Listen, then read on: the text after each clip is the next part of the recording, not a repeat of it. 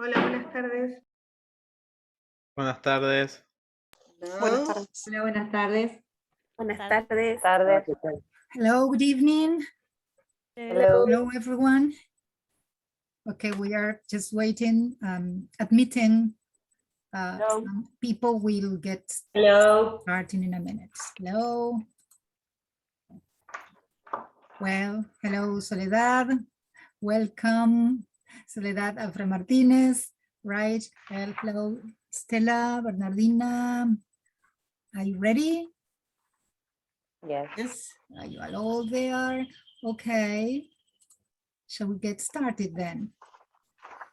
Well, it's so nice to have you here with us today. Let's open today's event by simply welcoming you all on behalf of the English Teaching Department of Instituto Superior de Formación Docente número 41. I'd like to especially welcome Soledad Afra Martinez, our speaker today, and thank her for being here with us today. Soledad, you've been very, very generous. Thank you very much. Thank you for inviting me.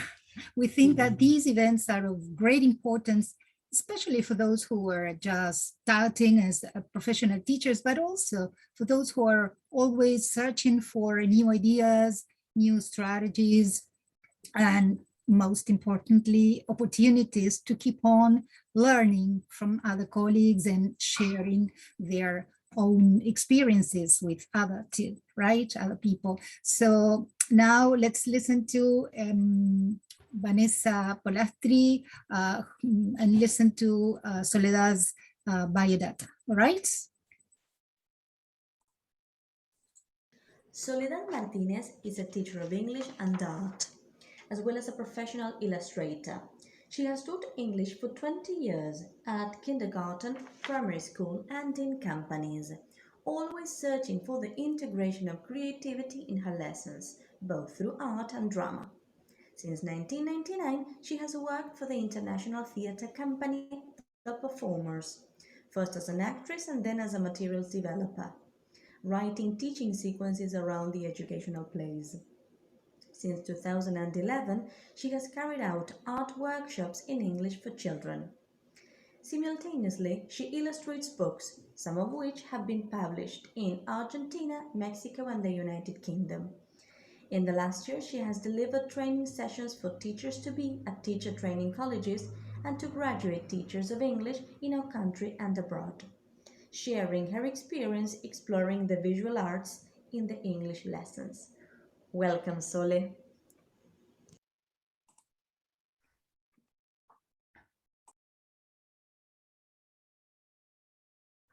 Okay, second year students already know Soledad because Soledad has already been invited to our college.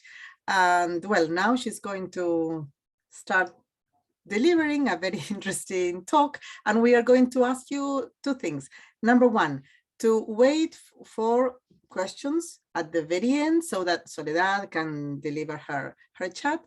And then to remember to pick up a folder that she has created for us with the presentation, with the PowerPoint presentation that she has created and lots of images.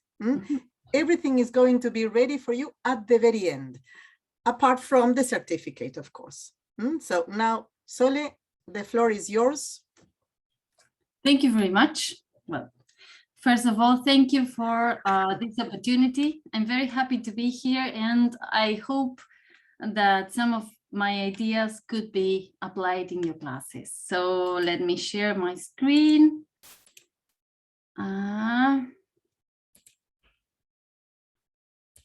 Okay, can you see my screen?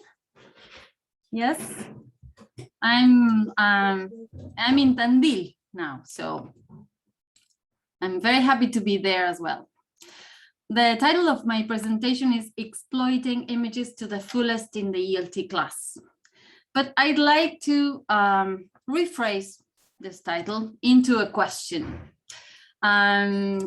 So how can we use images in our English classes to increase engagement and curiosity? For us teachers, engagement and curiosity are keywords. We all want our students to feel engaged, to participate, to feel curious. And we also want to be engaged and curious in our classes. So I think that the use of images will increase these things, and I hope that happens.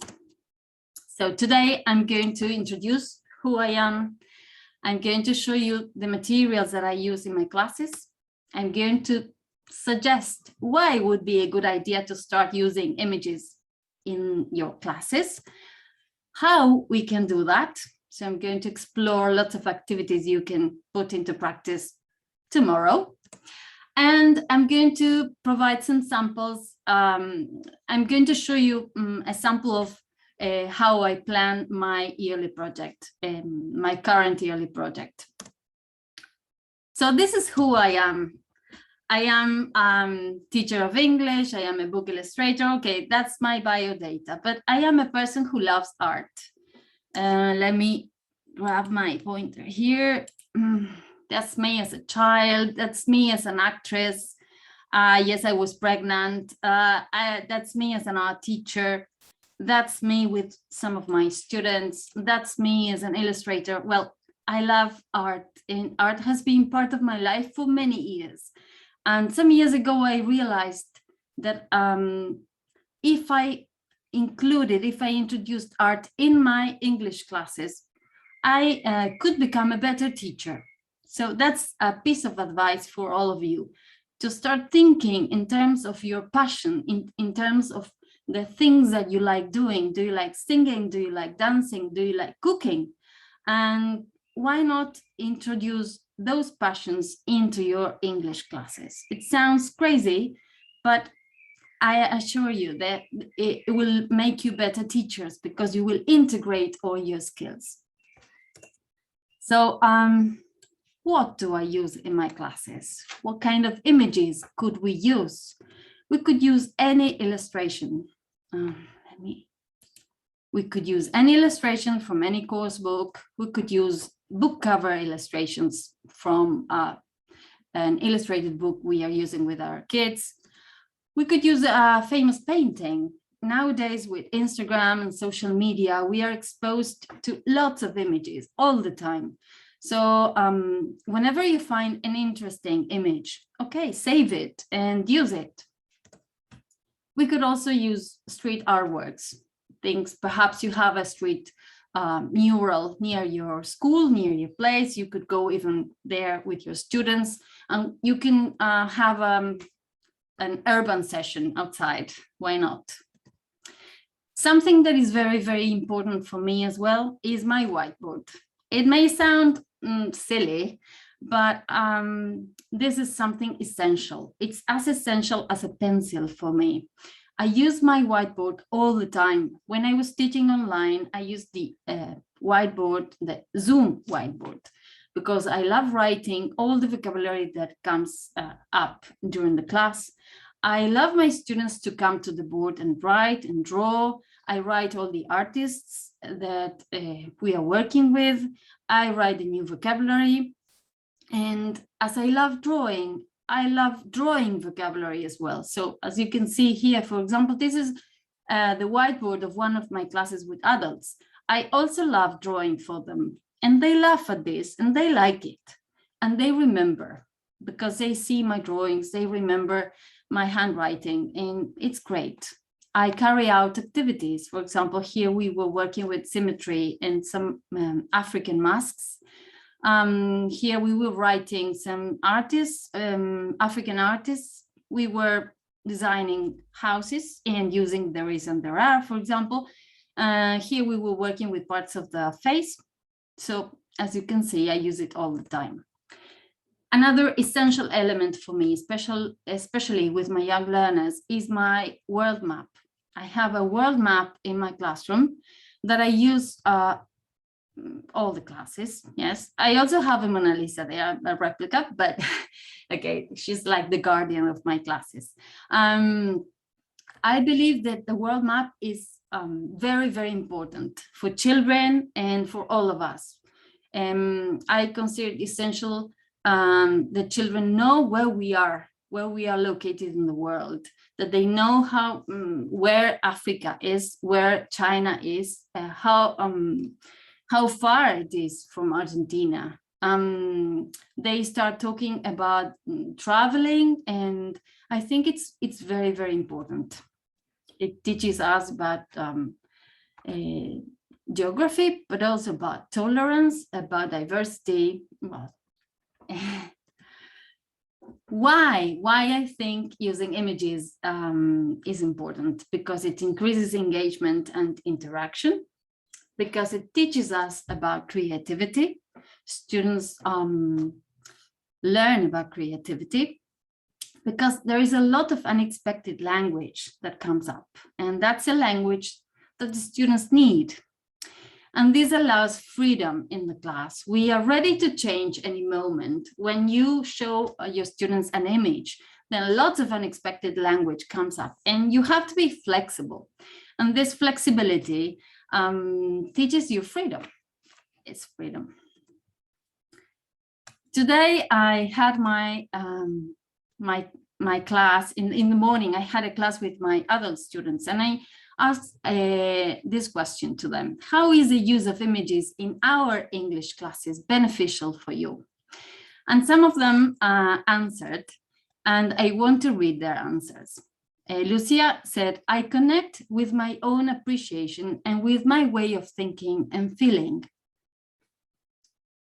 Looking at a work of art at the beginning of the class positions me in other place, different from my routine. It's a great resource to learn a language.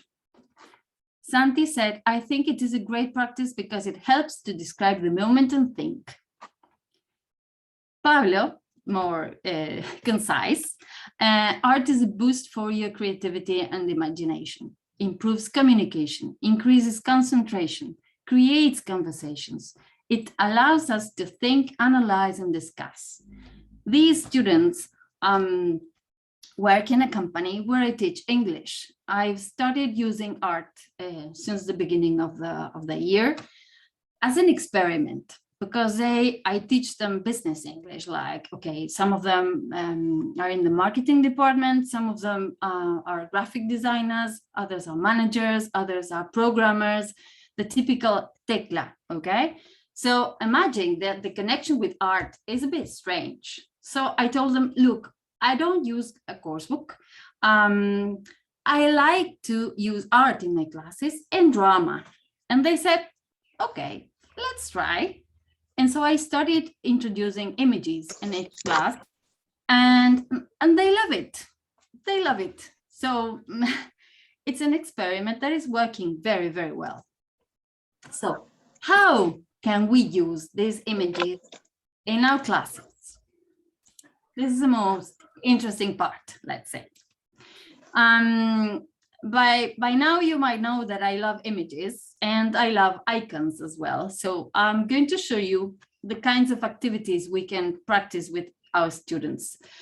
We could use observation activities, discussion activities, writing, reading, miming or drama activities, and art making activities. I think I didn't tell you, I teach English to adults, but I also teach English or art in English to young learners. So let's explore some of the observation activities you can do with your students. I believe that the more you look, the more you see. You might agree with me on this. And so the first activity that I'd like to introduce to you is called slow looking. This has to do with active observation. So it's not passive, it's active observation. It's a museum originated practice where the museum or the educator, the museum educator or teacher guides the viewer's eyes over the painting. As a teacher, you need to prepare this beforehand. You need to select an image and you need to write down the guide, let's say. So let's practice this together.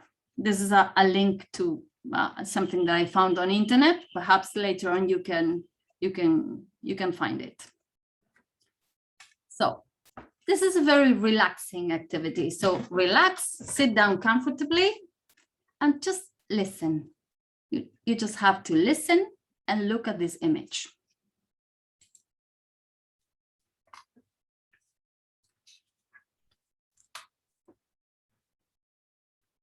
First of all, let's sit comfortably and relax. Let's imagine that we are enjoying a trip, and at one point in the journey, we decide to grab an old pair of binoculars we are carrying and look through them.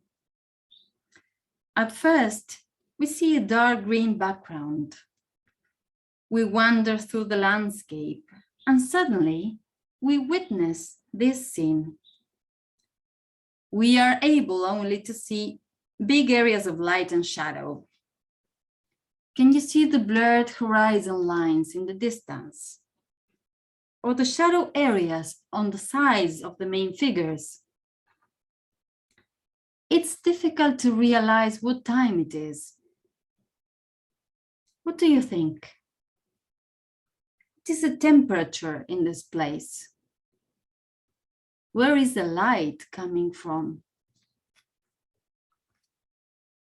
We've managed to adjust the zoom of our binoculars and are able to see much more detail now. First, we observe the female figure on the left, who seems to be reading a book. Her neat hairstyle and blue dress take us back in time. Next to her, a giant tortoise listens intently.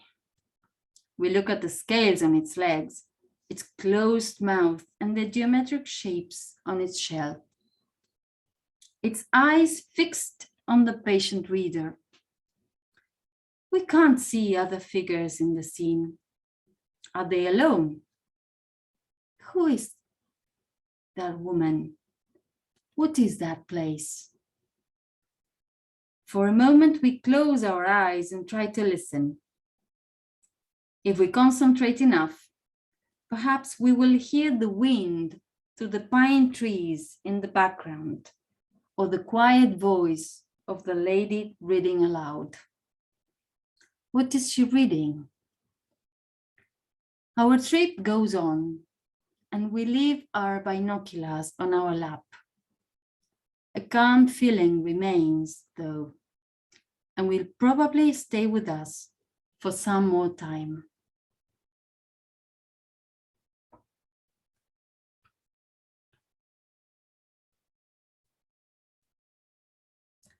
So that's an example of a slow-looking activity in which you guide your viewers through the image.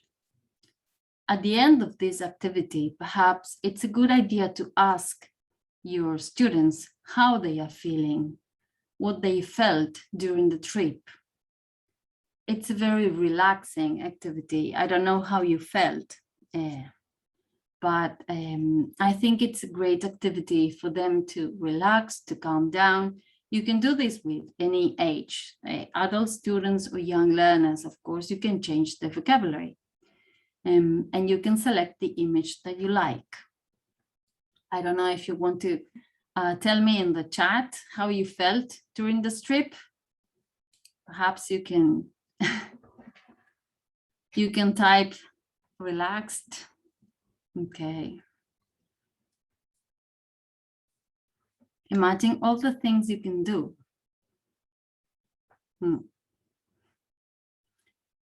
This painting was painted by an Argentinian artist called Gabriel Sáenz. Yes. So imagine very relaxing and engaging. Yes, relieved because I'm assisted in the observation. Exactly. That's why it's active observation, but it's relaxing at the same time. I want to know the story now. Yes.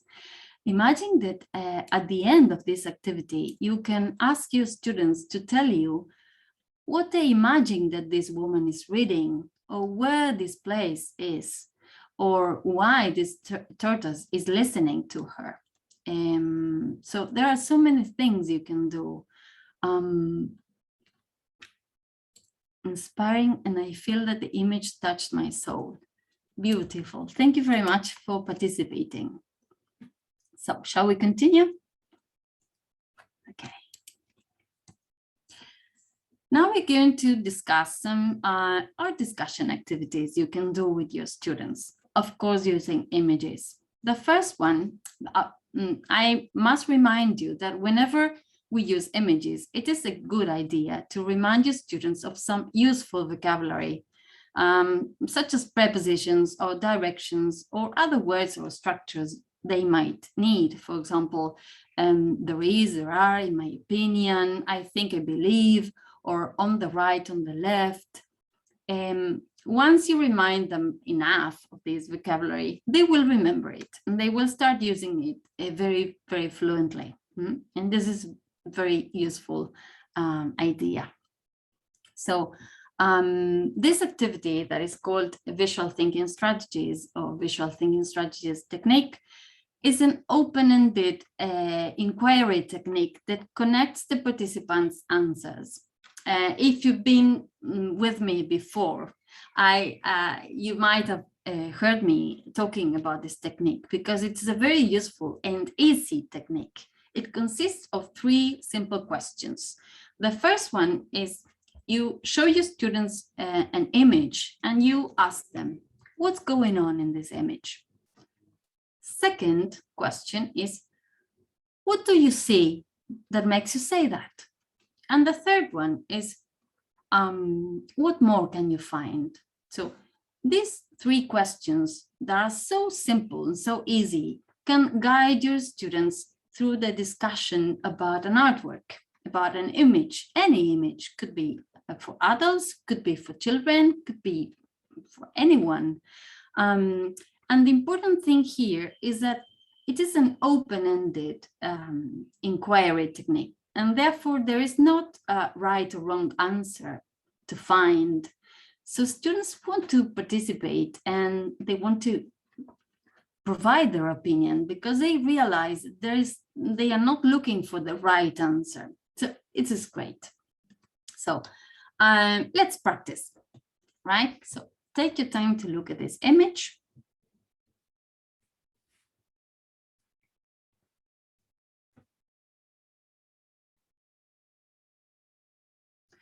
And whenever you are ready, I'm going to ask the first question. If you want, you can open your microphone or you can type in the chat. I'm reading the chat as well. So what's going on in this image?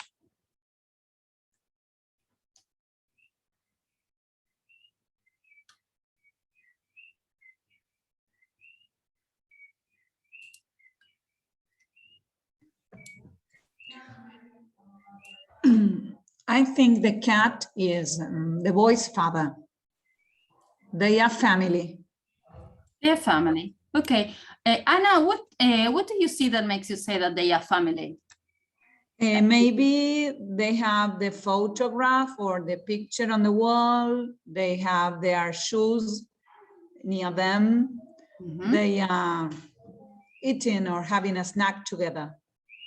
Okay, thank you very much. So you think that the relationship between these characters is that of parenthood. So he could be the father of the boy here. They are watching TV. There are the sleepers here. And there is even a portrait of them. Roommates. Maria says roommates. Maria, what makes you say that they could be roommates? She also says it seems to be a strange kind of family. There's something very strange in the boy's shadow on the wall. It shows 2 ears, like the giant cat that is next to him. Yes. So there is a very strange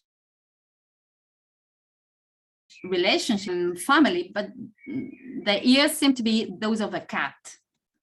Cat's ears. And what about the boy in the window? The boy sees the cat as his family, maybe because it's his only company. Yes. 5 new messages.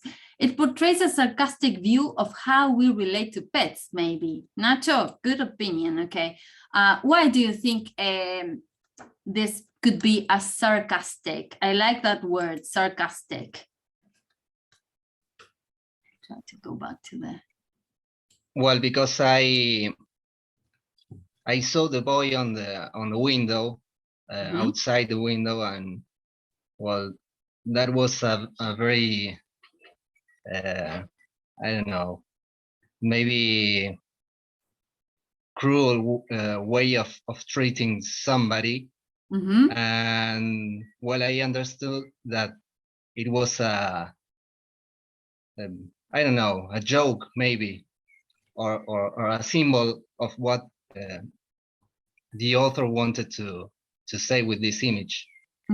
Perhaps you refer to the idea that it's the cat could be more important than the boy outside. Yes. Yes, definitely.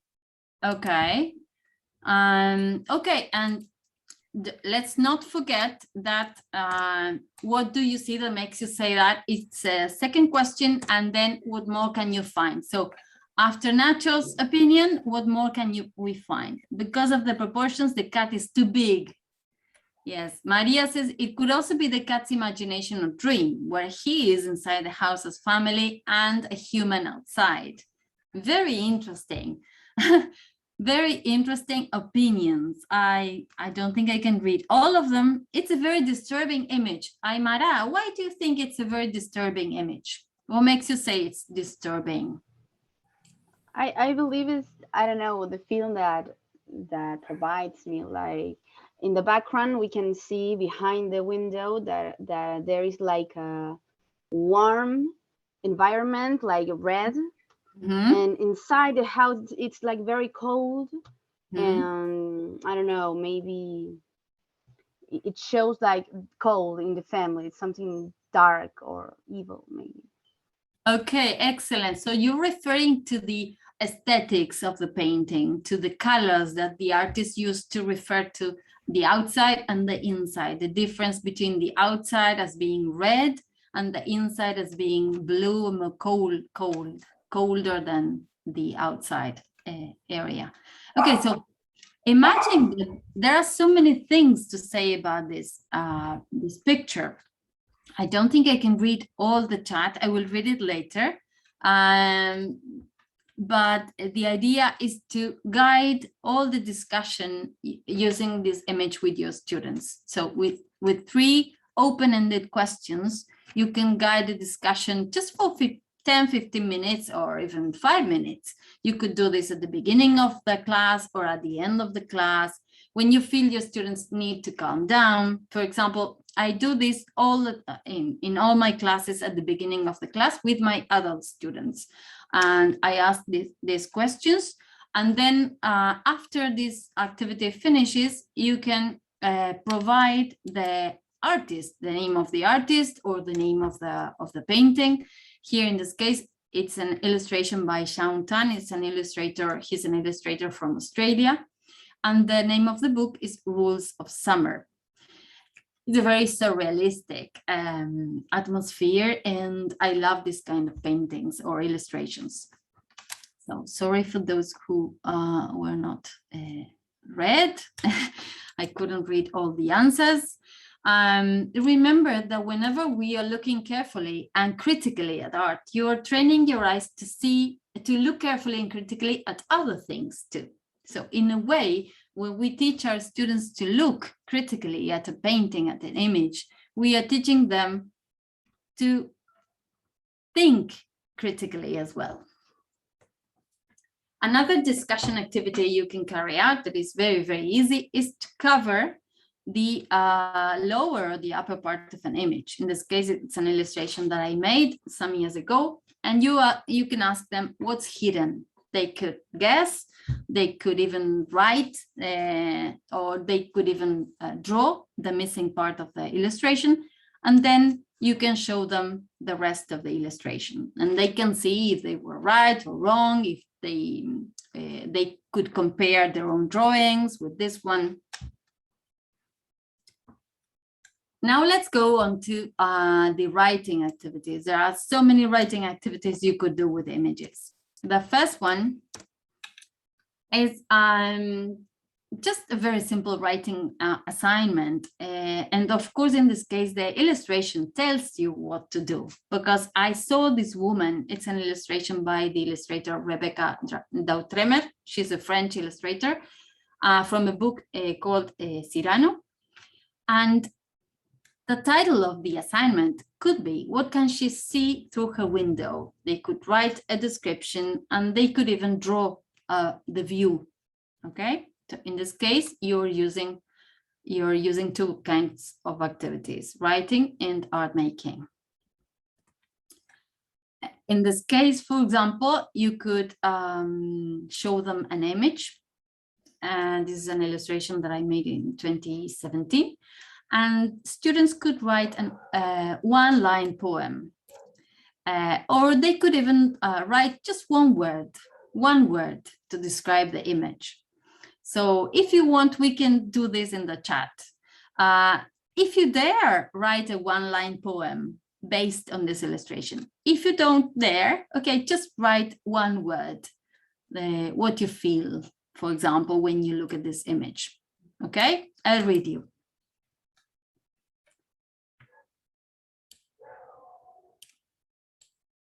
You can even open your mic if you want to.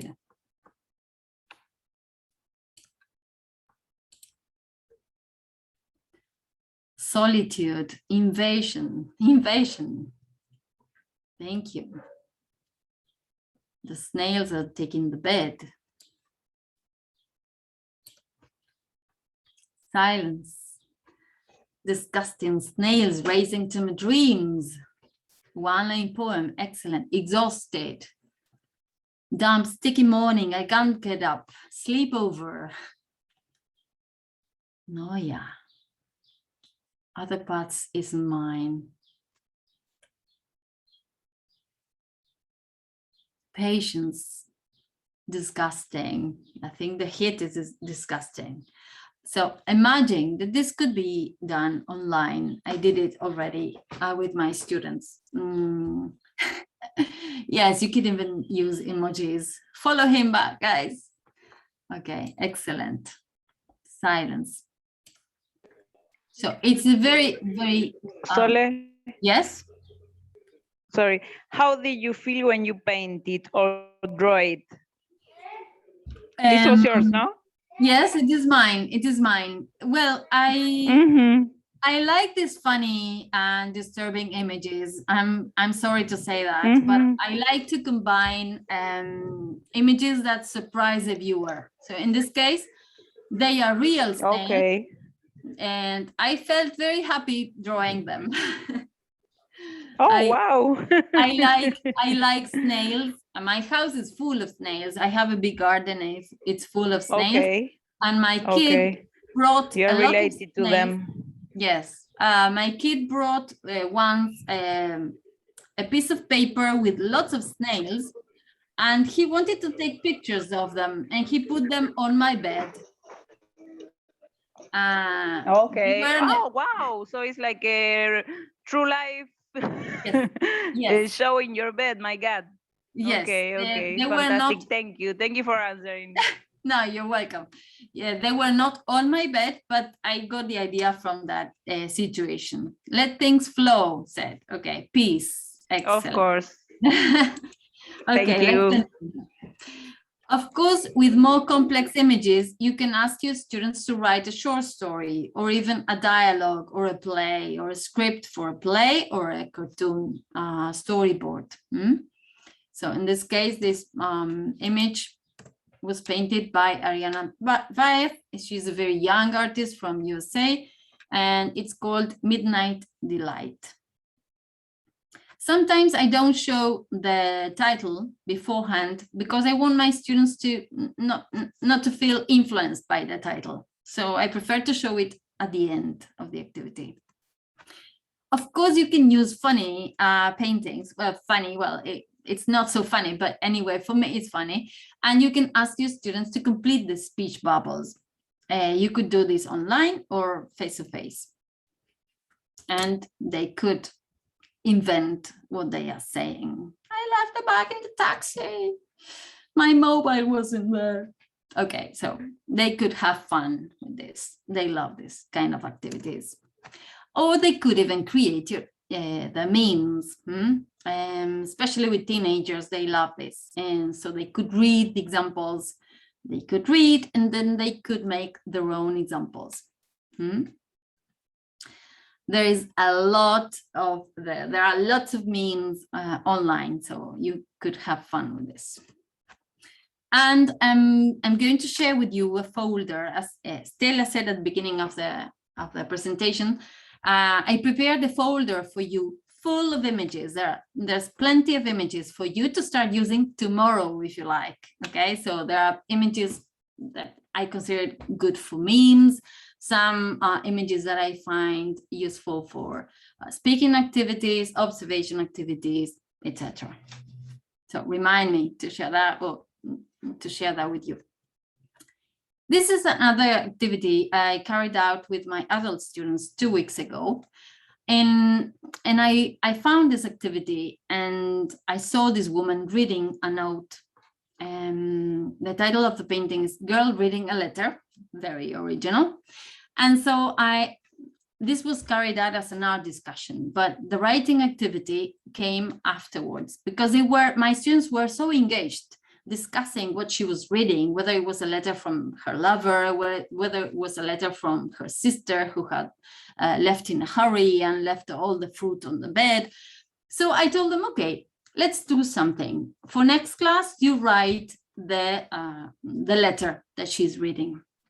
And not only did they write the letter, but they came, they brought me this letter that I have here next to me. And I was really surprised because they are adult students. They learn business English, and they even burned, I don't know if you can see the letter, but they burned the edges of the letter and they prepared the letter that she was reading. So I was very surprised. And this is the evidence that art increases the engagement of the students, because they were very, very happy doing this. And at the end of that activity, I showed them these two versions of the same painting. I don't know if you saw this painting before, if you've seen this painting before. This is the painting, the usual painting you find online. But this year, this painting was restored. And they found out that there is a Cupid painting painted on the wall of the painting. So the artist had included a Cupid on the wall. And so we discussed, it was a very engaging discussion afterwards, because we discussed which was better. And so for me, for example, I prefer this one. I don't know, I don't like the Cupid on the wall. It's very strong image on the wall. But we were discussing, if you go online, you could find the poll, because there is a survey online in which you can vote whether you prefer the first one or the second one. Apparently, someone, not the artist, someone covered the Cupid because it was a symbol of extramarital relationships of the female figure in the painting. That's why they covered it, to avoid any suspicion. I don't know. And so we had fun talking about this. So let's go on to some reading activities you can do with some images. Of course, when you're teaching English to young learners and you're using children's books, there's lots of images you can use and lots of text there. So you could read, you could have some art discussion activity with your students, and then you could read the story.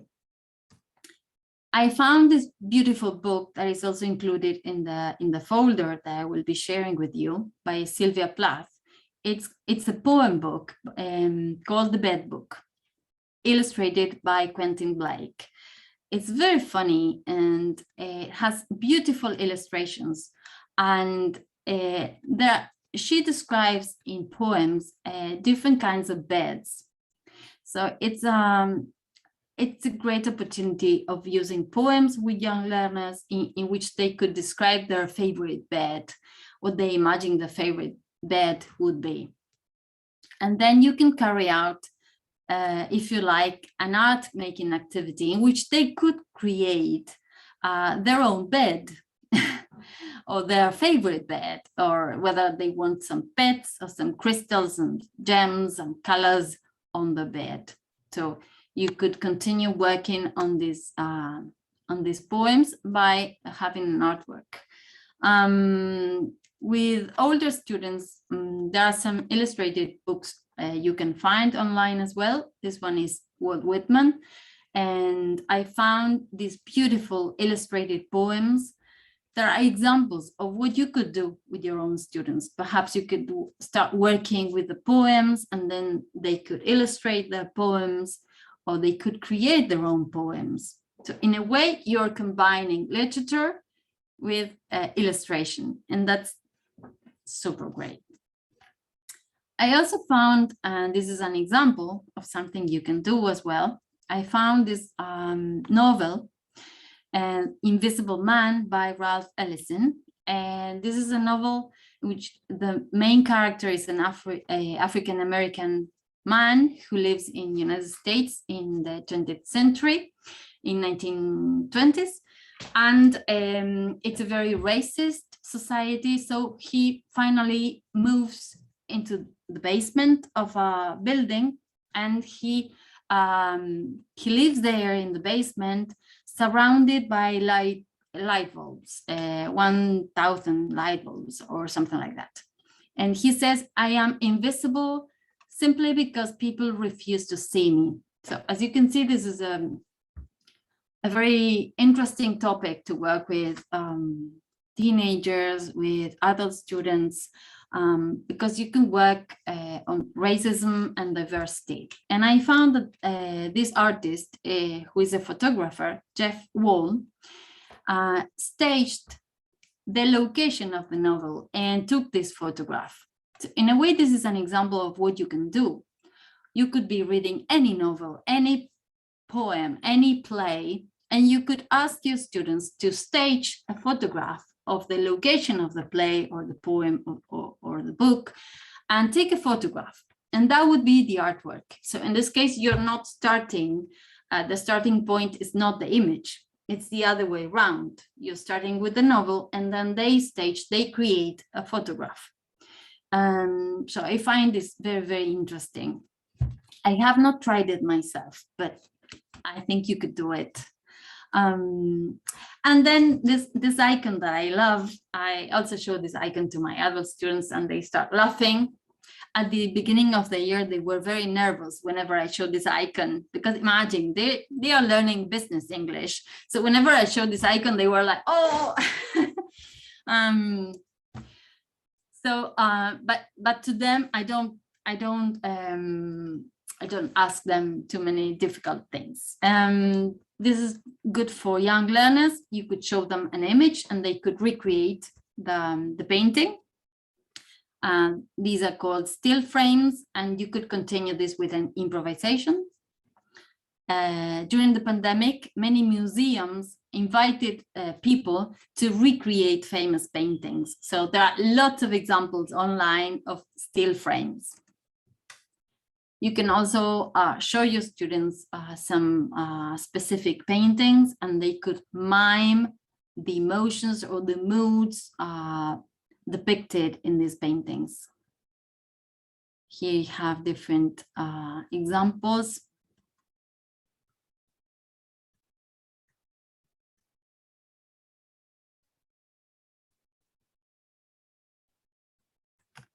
And I love doing this with my young learners. I do it very fast, and they have a lot of fun. And then, of course, I don't know if I told you, yes, I think I told you, that I teach art in English to young learners. So I'm going to show you how you can connect an artwork with an art making activity. I selected 3 examples. In this case, I was, as I teach art in English, I have 2 objectives, because it is like a class in which I have two objectives. One is the English objective, in which I want my students to learn vocabulary and contents and structures, and I want them to communicate in English. But I'm also interested in them learning about an artist, about the life of the artist, and about a specific technique. In this case, I was working with Sevilla Marian. She was a German artist who created beautiful depictions of butterflies and insects. So I wanted my students to learn about insects, about the parts of the bodies, the wings, the legs, and the different colors. We used magnifying glasses, and they learned watercolor techniques. So in this case, this is the process.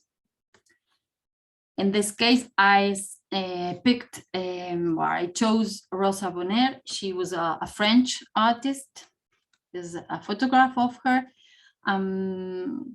At that time, she was living in France. She had a house full of animals. She had many dogs, many rabbits, deer, pigs, horses, and lots of animals. So I told my students this, about this and about all the animals that she was living with.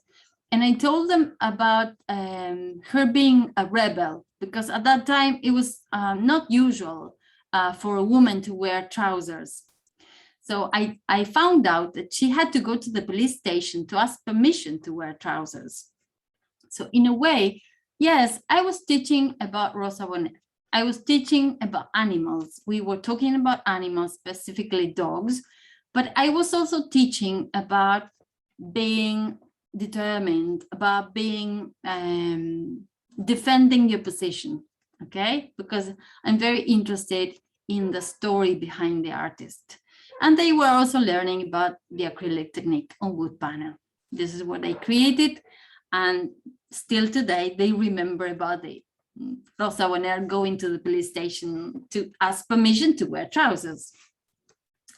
Another artist that I selected was Louise Nomina. She lives in Australia. She's an Aboriginal artist, and for her community, it's very important to draw or to paint these bush leaves or medicinal leaves. So we talked about the benefits of plants, and I showed them some videos of her painting on the floor, and so they tried it themselves.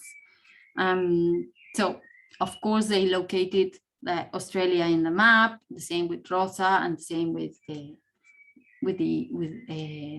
Sevilla, Sevilla Marian. And so I'm going to show you an example of how I plan my yearly project.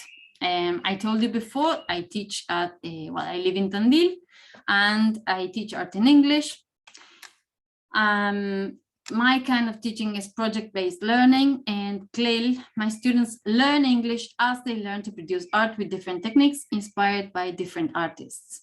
So my pillars are English and art. I'm all the time running from one to the other. So this is my project this year. I designed my own curriculum, lucky me. So I teach what I want to teach. And this year I decided I wanted my students to learn about our world and to, yeah, it sounds ambitious, but okay, I'm the teacher and I designed my curriculum. So in this case, I decided I wanted to teach about land, about air, space, water, people, and imagination. Now in November, well, at the end of October, we are working already on the last stage of the project. Each of these stages includes lots of things, and I will show you. For example, the first stage, land and protection, include, well, in terms of English, includes insects, plants, and animals. And these are the artists that we got to know in this stage. When we talked about air and freedom, we learned about hot air balloons, clouds, sky colors. Clouds, the different kinds of clouds, what they are made of, etc. And we work with these artists. Then we learned about the space, we learned about water, we learned about people, emotions, parts of the body, movement, houses. These are the artists that I found that could be helpful to work these contents. And now we are working with the imagination stage and shapes and dreams and fantasy. We're going to work with René Magritte, and there are some other artists that I have not included here. But this is the way that I work. In a way, I don't know if it is, yes, perfect. To conclude, I would say that we don't need to know about art to use images in our class. This is something that I hear all the time. Oh, no, I don't know anything about art, so don't ask me to use art in my class. Well, we don't need to know about art. We just have to be curious, okay? This is the second thing that I believe. We need to be curious and open to the unexpected, because art can take you places. If we want to control everything, okay, well, then art is not for you, because art can take you anywhere. Yes, it's endless.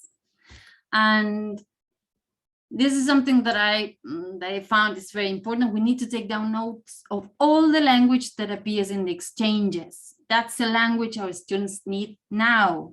That's why I use my board. Because if the students need the word, okay, this is the language that they need today. So they need to use it, they need to learn it. And we have to remember that learning takes time and patience.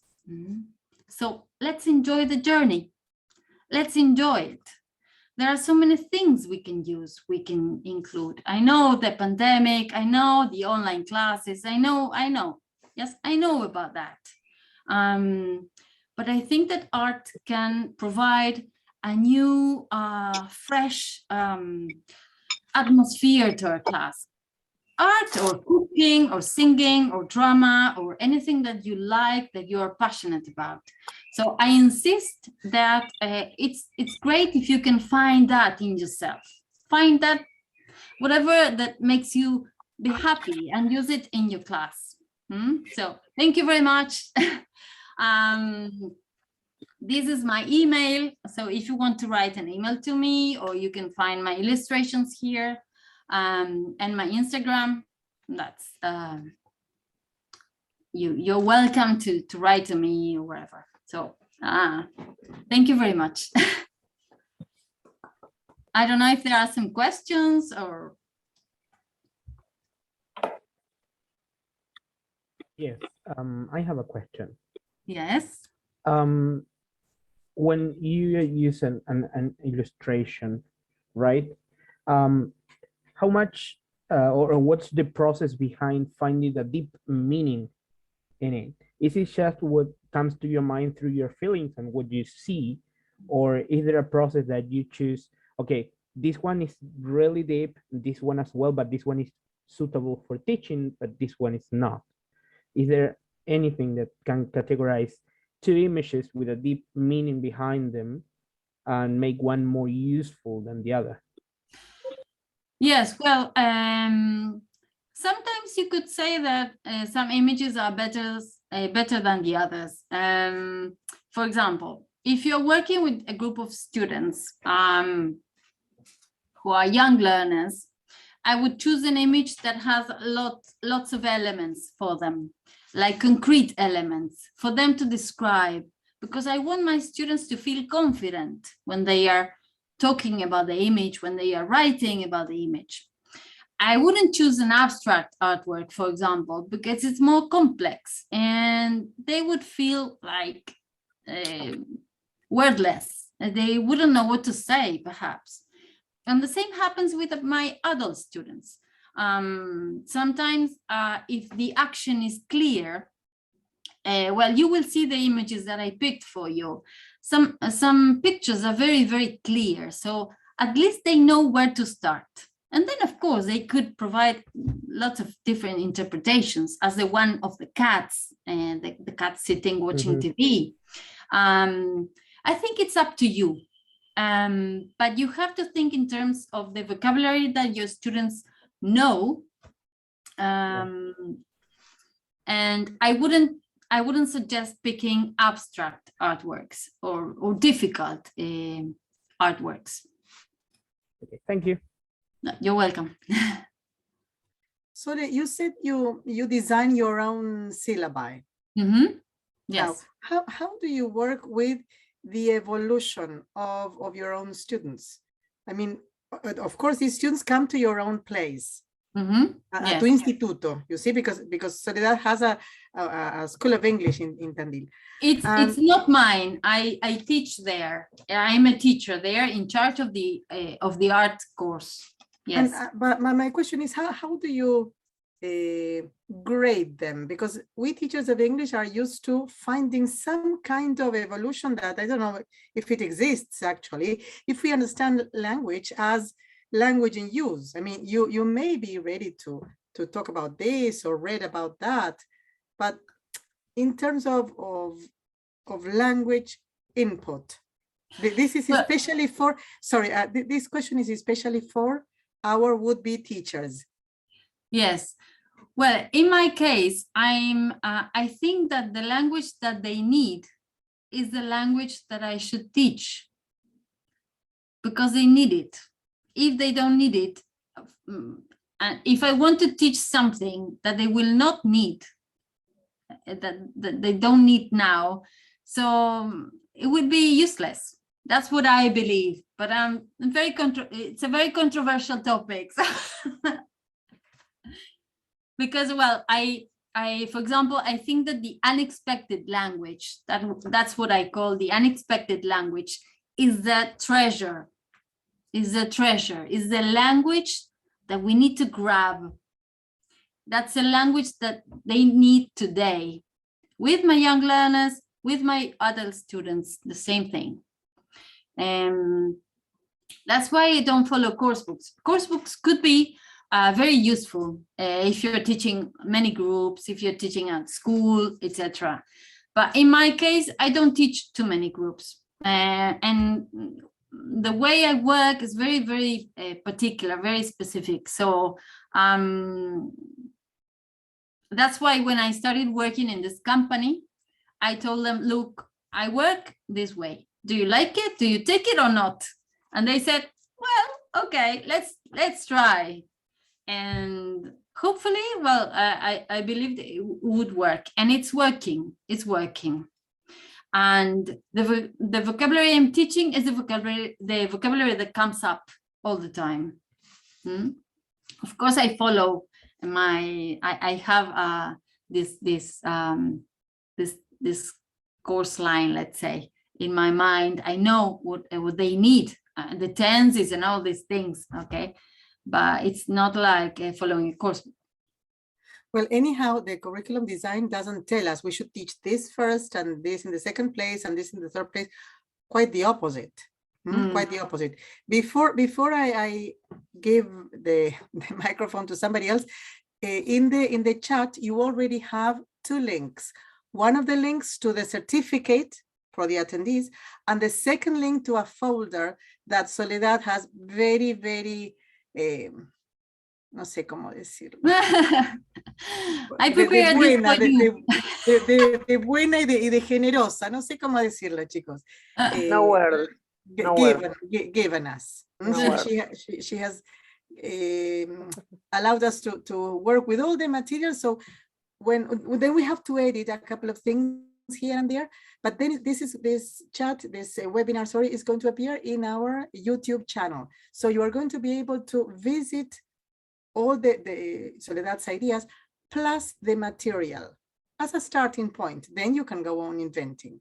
So certificates of attendance and the material. I don't know, somebody else, one minute so that we generous. Thank you, Alice. I want to make a question, or I think I want to round up a conclusion. The gradings of complexity of the syllable that she designed is according to according to art and what kids or students find engaging. That's according to the Stella questions, because I think it's interesting how she grades the complexity of the activities according to student. That's something that I want to make a conclusion. I don't know if I'm right. One very important thing is that I don't mark my students' work. I'm not grading them. I don't apply. How can I say that? They don't have tests or exams, okay? So perhaps my case is a bit different because what I teach is art and English to my young learners. And I teach my adult learners, but they teach business English to them, but in a private situation, in a private context. So I'm planning to create an exam for the end of the year, but that's different. So, and I think I'm lucky and privileged to be able to design my own syllabi. I know it's not usual, but okay, I've been teaching for almost 20 years already, more than 25 years. So I think I earned it, right? Sole, can I say something? Yes. Okay, no, I'm just thinking about we teacher, common teacher, ordinary teachers. Maybe we can use one of these lessons, not all the time, but maybe we can, how to say, integrarlas. Yes. In what we do in every class. Maybe we can do, well, this term we're going to do, or we're going to work with this, and then we continue with what the curriculum asks us.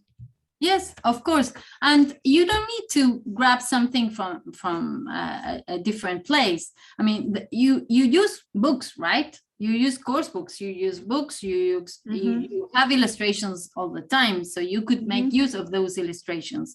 Of course, if you're working with animals, you could grab an image that includes animals. In the folder that I prepared for you, there are many illustrations for young learners, for adult students. There are some illustrations that I found for memes. So I think you could integrate at least one activity each week, or one activity a lesson. Could be at the beginning, could be 5 minutes. These activities, they don't take long. So you could, when you feel, for example, your students are like in the middle of chaos, okay, you calm them down. You pick an image, and it's something different for them because they need to look. And once they feel that all their opinions are valid, well, they will enjoy it. So it's up to you now. These are all different ideas that I put into practice. So now it's your turn to use them.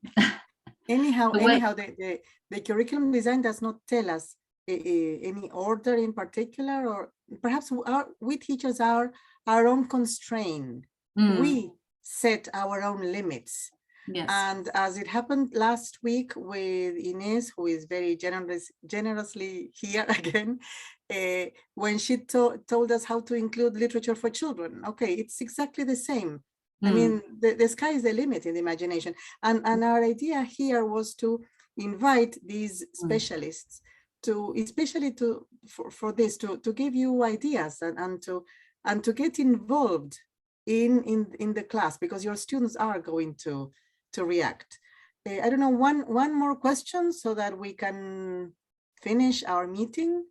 I just wanted to add something in relation to the curriculum design that is quite prescribed with all the contents we're supposed to teach and learners are required to learn, but we can always use them or apply it creatively, in a creative way. We do not necessarily need to follow things to the letter, following the same order. So this calls for teachers' creativity to find the way.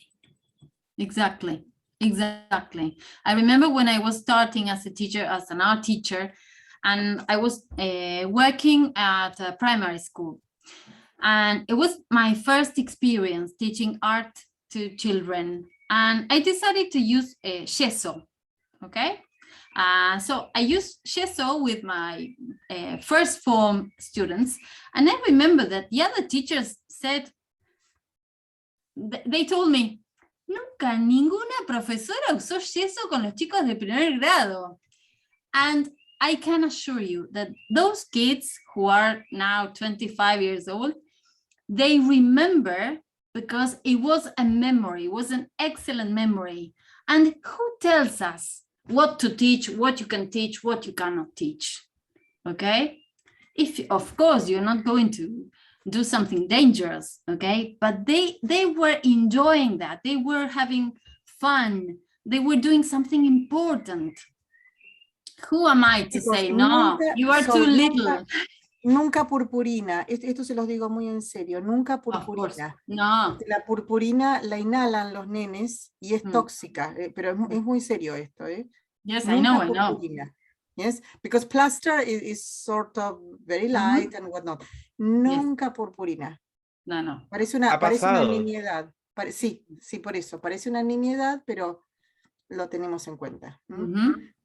Well, I would like to thank you all. I've been giving many thanks to all the people who are here today, to our other teachers from other colleges, people from the province of Buenos Aires. We are having people from Tandil, we are having people from Tres Arroyos, from González Chávez, from I don't know where, from La Plata, pero we are going to would-be teachers, our own students, colleagues from our college and other colleges. We are so happy and well. Sole, thank you very much. I don't know, Grace, if you want to close the meeting. Thank her again. It's been a lovely talk. Yes, I think that all of us will, go back to our classrooms with new ideas and strategies to start putting into practice right now. So thank you very much, and thanks for all the people who are here today. All right, and don't forget that we are having the fourth and last webinar next week. Yes. It's been lovely, Sole. Thank you very much. Thank you all. Thank you for participating. Thank you, Sole. Thank you. Thank you. Bye. Bye-bye. Bye. Thank you. Bye-bye.